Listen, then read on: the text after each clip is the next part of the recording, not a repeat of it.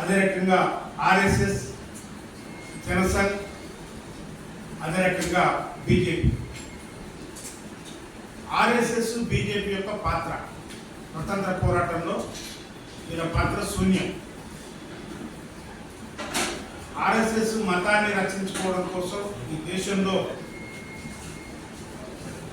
ముస్లిం మతము, క్రైస్తవ మతము వీటన్నిటికీ ఆపోజిట్గా రాష్ట్రీయ స్వయం సేవక్ సంఘ్ అనే దాన్ని ప్రారంభం చేసి భారతదేశానికి స్వతంత్రం కోసం పోరాటం చేయలే, స్వతంత్ర పోరాటం చేస్తున్న వాళ్ళను ఇబ్బందులకు గురి చేసింది, అబాస్పాలు చేసింది.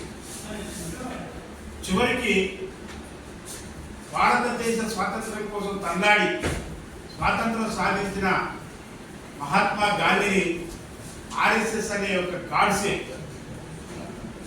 ఆర్ఎస్ఎస్ కార్యకర్త అయిన గాడ్సే నిర్దాక్షిణ్యంగా గాంధీ గారిని పుట్టన పెట్టారు. అయితే ఆర్ఎస్ఎస్ యొక్క ఉద్దేశం ఏంది?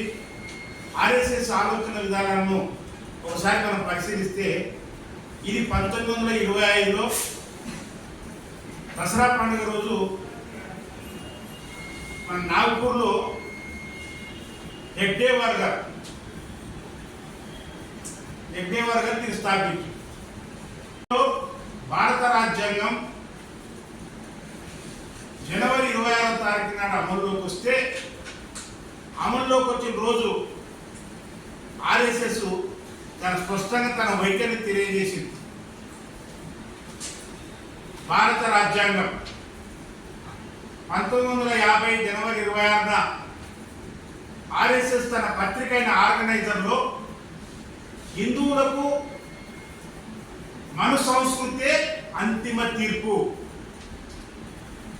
మను సంస్కృతే అంతిమ చట్టం కావాలి తప్ప అంబేద్కర్ రాసిన రాజ్యాంగం కాదు. అంటే భారత రాజ్యాంగం అనేది మాది కాదు, ఆ రాజ్యాంగం మాకు వర్తించదు, మాది మనధర్మంతో కూడుకున్న వ్యవస్థ, అదే కరెక్ట్ అని చెప్పి చాలా స్పష్టంగా రాసింది. ఇవాటి భారత రాజ్యాంగంలో ఫెడరల్ వ్యవస్థ, అదే రకంగా లౌకికవాదాన్ని తెలియజేస్తూ అందరూ కూడా హిందూ, ముస్లింలు, క్రిస్టియన్లు, భారతదేశ ప్రజలందరూ కూడా సమానమైన హక్కుల గురించి మాట్లాడింది. భారత రాజ్యాంగం మాట్లాడింది, అంబేద్కర్ గారు మాట్లాడింది. కానీ వాళ్ళు ఏం చెప్తారంటే ఆర్ఎస్ఎస్ వాళ్ళు, అదే రకంగా మన గోవాల్కర్ చాలా స్పష్టంగా ఈ రాజ్యాంగం మాది కాదు, ఇందులో మనస్మృతులు లేవు, మన ధర్మానికి సంబంధించుకున్నది అసలు లేవు, కనుక మాకు వర్తించదు, మాకు మన సంస్కృతే మాకు రాజ్యాంగం అని చెప్పింది. ఈ రాజ్యాంగాన్ని మార్చడానికి కూడా వాళ్ళ యొక్క ఆర్గనైజర్ అనే పత్రికలో స్పష్టంగా రాయడం జరిగింది. ఇది ఎప్పుడు 1950. ఆ తర్వాత ఆ 50లోనే క్రైస్తవ మతాన్ని, హిందూ మతస్థులు క్రైస్తవ మతాన్ని ఎవరైనా స్వీకరిస్తే, ముస్లిం మతాన్ని ఎవరైనా కానీ స్వీకరిస్తే వాళ్ళకు ఎస్సీ ఎస్టీ చట్టాలే కానీ రిజర్వేషన్సే కానీ వర్తించబడవు అని చెప్పేసి స్పష్టంగా వాళ్ళు రాష్ట్రపతి ఉత్తర్వులో రాశారు. 1950లోనే రాజ్యాంగాన్ని అమలు చేస్తూ గణతంత్ర దినోత్సవాన్ని జరుపుకుంటూనే అదే సమయంలో రాష్ట్రపతి గారి గజెట్లో స్పష్టంగా హిందువులు క్రైస్తవ మతంలోకే కానీ ముస్లిం మతంలోకే కానీ వెళితే వాళ్లకు రిజర్వేషన్సే కానీ ఎస్సీ చట్టాలే కానీ వర్తించవని చెప్పారు. ఆ తర్వాత 1956లో పక్కనే ఉన్న పంజాబ్ రాష్ట్రం, హర్యానా, ఈ ప్రాంతంలో సిక్కులు ఉంటారు. ఈ సిక్కు మతంలో ఎస్సీలు ఉన్నారు. అప్పుడు ఢిల్లీ పక్కనే పంజాబ్, హర్యానా కనుక ఇది చాలా చిన్న రాష్ట్రం. ఈ రాష్ట్రంలోనే సిక్కు మతస్థులు ఉన్నారు కనుక ఈ సిక్కు మతంలో ఎవరైనా కానీ ఎస్సీలు ఉంటే వాళ్ళకి ఎస్సీ సర్టిఫికెట్ వర్తించబడతాయని చెప్పేసి 1956లో సిక్కు మతం విషయంలో చెప్పింది. మేము ఈ బౌద్ధ మతాన్ని ఈ షెడ్యూల్ క్యాస్ట్ కు సంబంధించుకొని ఇందులో కానీ ఎవరైనా ఎస్సీలు చేస్తే వాళ్ళకి ఎస్సీ సర్టిఫికెట్ ఇవ్వబడుతుందని 1990లో స్పష్టంగా చెప్పారు. అదే చెప్తున్న వాళ్ళు ఇంకొక మాట అన్నారు, చాలా సీరియస్ గా క్రైస్తవ మతంలోకే కానీ ముస్లిం మతంలోకే కానీ ఎవరైనా కానీ పాడితే మాత్రం వాళ్ళ విషయంలో మేము ససేమిరా మేము ఒప్పుకోము. క్రైస్తవ మతం అనేది ముస్లిం మతం అనేది ఈ దేశానికి సంబంధించుకున్నది కాదు